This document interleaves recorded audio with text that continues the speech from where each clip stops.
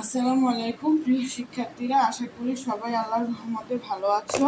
আমি ইশারা study table থেকে ইসমতারা প্রাপ্তি বলছি।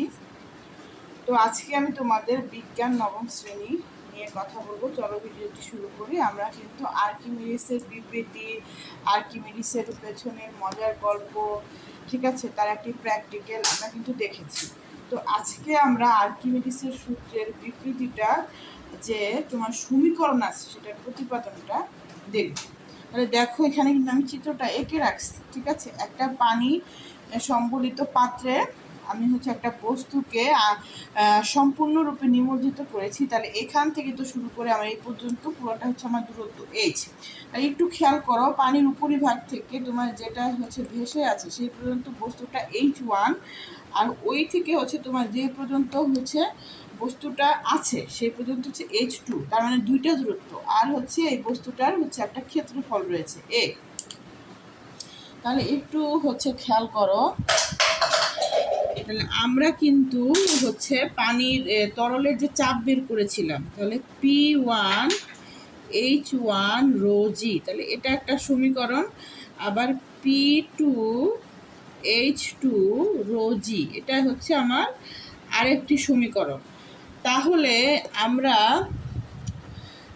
আমরা কিন্তু জানি P1 ইজ ইকুয়াল টু তোমার F1A, ঠিক আছে। তাহলে বা F1 দিয়ে P1A, তাহলে P1 এর মান কি H1 রো জি এ, ঠিক আছে। তাহলে আমরা কিন্তু আবার লিখব P2F2A, তাহলে F2P2A, তাহলে কি হবে H2 রো জি এ, ঠিক আছে। তারপরে দেখো, তাহলে আমরা কিন্তু কি পাইছি, এক জায়গায় আমার H1 রো জি, আর একটা আমার H2 রো জি এ, ঠিক আছে।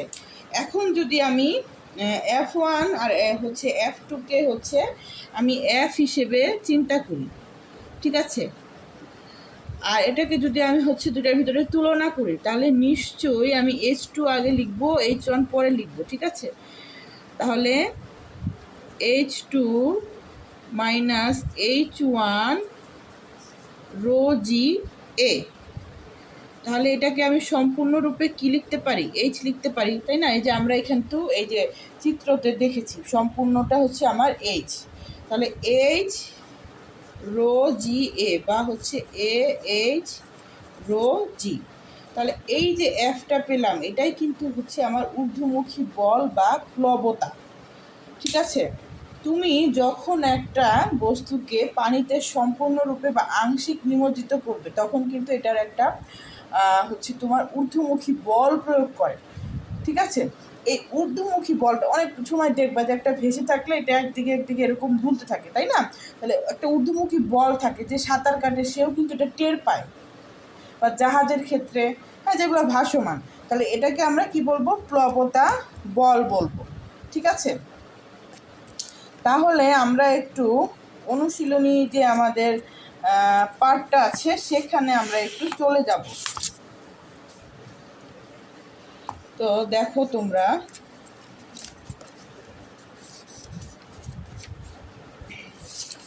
এখানে আমার একটা ফাঁকা জায়গা আছে, তাই না। এখানে কি বলছে যে তোমাদের মধ্যে কারা কারা সাঁতার জানো, একবার ভেবে দেখো তো, সাঁতারের সময় আমাদের ওজন বেশি মনে হয় নাকি কম, কেন? তোমাদের উত্তরের নিচের ফাঁকা জায়গায় লিখে রাখো। আচ্ছা, আমরা কিন্তু আর্কিমিডিসের সূত্র অনুযায়ী জানছি যে যখন একটা বস্তুকে সম্পূর্ণরূপে বা আংশিক নিমজ্জিত করা হয়, ওই বস্তুটা কিন্তু আগের তুলনায় ওজনটা হারায়। এই জন্য সাঁতারের সময় আমাদের ওজনটাকে কম মনে হয়।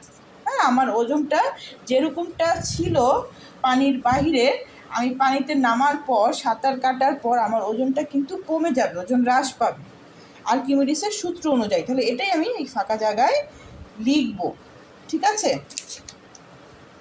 তাহলে আজকে আমি এতটুকুই, আমার ভিডিওটি আর বড় করতে চাচ্ছি না। তো পরবর্তী ভিডিওতে আমি হচ্ছে এখানে দেখো আমাদের একটা গাণিতিক সমস্যা আছে, এই সূত্র ব্যবহার করে এটা আমরা করব। আর হচ্ছে শক্তি নিয়ে, বিভব শক্তি, গতিশক্তি নিয়ে টুকটাক কিছু আমি ম্যাথমেটিক্স দেখাই দিব, আলোচনা করব। তো আমি চাচ্ছি আরও 2টা ভিডিওর মাধ্যমে আমি এই অভিজ্ঞতাটা শেষ করব। ঠিক আছে, ইনশাল্লাহ আমরা শেষ করতে পারবো। তো সবাইকে হচ্ছে অসংখ্য ধন্যবাদ আমার ভিডিওটি শোনার জন্য, দেখার জন্য। সবাইকে আল্লাহ হাফিজ।